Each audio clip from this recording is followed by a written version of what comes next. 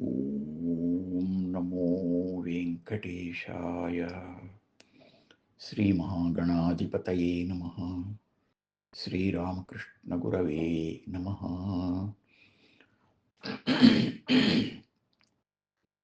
శృతిస్మృతిపురాణానాం ఆలయం కరుణాలయం నమామి భగవత్పాదశంకరం లోకశంకరం. శంకర దర్శనం. శంకరులు తమ జన్మస్థలంలో కొంతకాలం ఉన్నప్పుడు కేరళ దేశాధిపతి ఆయన దర్శనానికి వచ్చారు.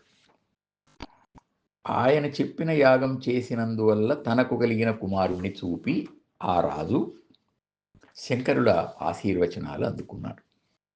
అయితే ఆ రాజు తాను రచించి ఉండిన నాటకత్రయం 3 నాటకాలు అనివార్య పరిస్థితుల్లో లుప్తమైపోయాయి అని వాపోయాడు. శంకరులు ఆయన్ను ఓదార్చి తాను చిన్నతనంలో వాటిలో కొంత భాగం విని ఉన్నందువల్ల ఆయా భాగాలను అప్పుడే తాను విన్నట్లుగా చెప్పసాగారు. రాజు శంకరుల ధారణా శక్తికి ఆశ్చర్యపడ్డారు. వాటిని గ్రంథస్థం చేసుకుని చాలా సంతోషించి కృతజ్ఞతలు తెలియజేశారు. ఈ విధంగా శంకరులు సాధారణ ప్రజల నుండి మహారాజుల వరకు అందరితో మమేకమై వారు సాంఘికంగా మానసికంగా ఎదుర్కొంటున్న సమస్యలను వారి ద్వారానే తెలుసుకున్నారు. ఆ సమస్యలకు కారణమైన అజ్ఞానాన్ని తెలియజేస్తూ అది తొలగే మార్గాలను బోధిస్తూ దేశంలో ప్రశాంతతను నెలకొల్పే ప్రయత్నం చేశారు. ఇప్పుడు ఆయన భారతదేశ సమగ్ర స్వరూపాన్ని సింహావలోకనం చేసినట్లయింది. భిన్నత్వం తొలగించి ఏకత్వాన్ని సాధించటం కోసం శంకరులు రెండవసారి కాలినడకన భారతదేశ యాత్రకు బయలుదేరారు. వారి మొదటి మజిలీ మధ్యార్జునం. అర్జునం అంటే ఏరుమద్ది చెట్టు, ఒక స్థల వృక్షం అన్నమాట. అది దానికి సంబంధించిన శివక్షేత్రాలు మనకు 3 ఉన్నాయి. ఒకటి పూత అర్జునం, తమిళంలో తిరుపుదై మరుదూర్, తిరునెల్వేలి జిల్లాలో ఉంది. రెండవది మధ్య అర్జునం, ఇది తంజావూరు జిల్లాలో ఉంది, తిరువిదై మరుదూర్ అంటారు. మూడవది మల్లికార్జునం, ఇది శ్రీశైలంలో ఆంధ్రప్రదేశ్లోని కర్నూలు జిల్లాలో ఉంది. శంకరులు అనేక మంది శిష్యులతో ఆ మధ్యార్జున క్షేత్రానికి చేరుకున్నాడు. శిష్యులలో పద్మపాదాది ప్రముఖులేగాక చిద్విలాసుడు, చిత్సుఖుడు, సమిత్పాణి, జ్ఞానకందుడు, శుద్ధకీర్తి, భానుమరీచి, విరించిపాదుడు, శుద్ధానందుడు, వేదవిదుడు మొదలైన వారెందరో ఉన్నారు. అది ఒక అద్వైత తత్వ మహాప్రవాహం. మధ్యార్జున క్షేత్రం ద్వైతవాదులకు నిలయం. వారిలో ప్రముఖులు శంకరుల ఉద్యమాన్ని తెలుసుకొని వారి దగ్గరికి వచ్చి, స్వామి, మీతో వాదం అక్కర్లేదు, తగిన నిదర్శనాన్ని చూపగలిగితే మేము కూడా మీ మార్గాన్ని అనుసరిస్తాం అన్నారట. శంకరులు సరే అని మధ్యార్జునేశ్వర ఆలయానికి అందరినీ తీసుకుని వెళ్ళారు.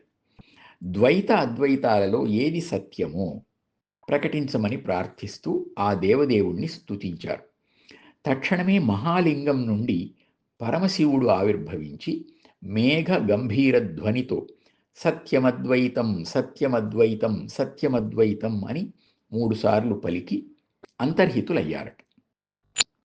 ఈ అద్భుత సంఘటనను కనులారా ప్రత్యక్షంగా చూచిన వారందరూ ఆశ్చర్య ఆనందాలతో పులకించిపోయారు. ద్వైతవాదులు తమ జన్మ ధన్యమైందని భావించి అంతటి సద్గురువు లభించటం తమ అదృష్టమని సంతోషిస్తూ శంకరుల శిష్య పరంపరలో వారు కూడా చేరిపోయారు. తరువాత శంకరులు రామసేతువును దర్శించారు. ధనుష్కోటిలో పవిత్ర స్నానం చేసి రామేశ్వర స్వామికి అభిషేకం చేశారు. అక్కడ శివ చిహ్నాలను శరీరం మీద ధరించిన శైవులు కొందరు శంకరులను ఎదుర్కొని తమ తత్వాన్ని ప్రతిపాదించారు. ఆ శైవులలో శైవ, రౌద్ర, ఉగ్ర, భక్త, గ్రావగ్రీవ, పాశుపతులు అని ఒక 6 భేదాలు ఉన్నాయి. ఇవిగాక సామాన్య శైవము, పూర్వశైవం, మిశ్రశైవం, శుద్ధ శైవం, ఇంకా శ్రౌత మార్గ వీర సామాన్య వీర విశేష వీర నిరాభార వీర శైవాలు అని కూడా ఇలా 10 భేదాలు శివాగమాలలో కనిపిస్తూ ఉన్నాయి. శంకరులు వారి సగుణ ఆరాధనను అంగీకరిస్తూనే శివతత్వం అద్వైతం అని ప్రతిపాదించారు. వారు శంకరుల వాంగ్మాధుర్యానికి మేధాశక్తికి తల వంచి శిష్యులయ్యారు. అనంతరం శంకరులు అనంతశయన క్షేత్రానికి చేరారు. ఆ స్వామిని సేవిస్తూ ఒక నెల రోజులు అక్కడ ఉన్నారు. అప్పుడు ఆయన్ను ఎదిరించిన వారు వైష్ణవులు. వారిలో భక్తులు భాగవతులు వైష్ణవులు తమ తమ వాదాలను వినిపించారు. కొన్ని ఆచారాల్లో భేదమున్నా వారందరికీ ప్రధాన దైవం శ్రీ మహావిష్ణువే. శంకరులు వారు చేస్తున్న విష్ణు రూప సగుణ ఆరాధనను సమర్థిస్తూ విష్ణు వ్యాపనశీల తత్వం అద్వైతమే అని ప్రతిపాదించారు. ఆయన మాటలు, వాటిలో దాగి ఉన్న సత్యం వారిని ఆకర్షించాయి. అంతవరకు ఉన్న కఠినత్వాన్ని వదిలి వారు కూడా ఆయన్ను అనుగమించారు. ఇది శ్రీమద్ రామానుజుల వారు ప్రస్తుతం ప్రకటించినటువంటి ప్రచారంలో ఉన్నటువంటి శ్రీ వైష్ణవ తత్వం కాదు. శంకరుల కాలం చాలా పూర్వం గనుక అప్పటి వైష్ణవ తత్వం అన్నమాట. ఆ రోజుల్లో కంచి కూడా ఒక ప్రత్యేకమైన శక్తిపీఠంగా విరాజిల్లుతూ ఉంది. కంచిలో కామాక్షిదేవి ఆలయం సుప్రసిద్ధం. శంకరులు ఆ తల్లి దర్శనం కోసం అక్కడికి వెళ్ళారు. అప్పుడు ఆదిశక్తిని తాంత్రిక పద్ధతులతో పూజించే తామస ఆరాధకులు ఆయన్ని ఎదుర్కొన్నారు. ఒకప్పుడు సాంఖ్యాయన మునికి ప్రత్యక్షమై అప్పుడు ఒక గుహలో గుప్తంగా ఉన్న దేవత ఆ కామాక్షి మాత. శంకరులు వారికి శక్తి తత్వాన్ని వివరించి అద్వైతమే శక్తి స్వరూపం అని ప్రతిపాదించి వారిని మౌనులుగా మార్చారు. వారింకేమీ మాట్లాడలేకపోయారు. ఆ దేవికి బింబ ప్రతిష్ఠ చేసి శ్రీచక్రాన్ని స్థాపించి కంచి వైభవాన్ని పునరుద్ధరించారు.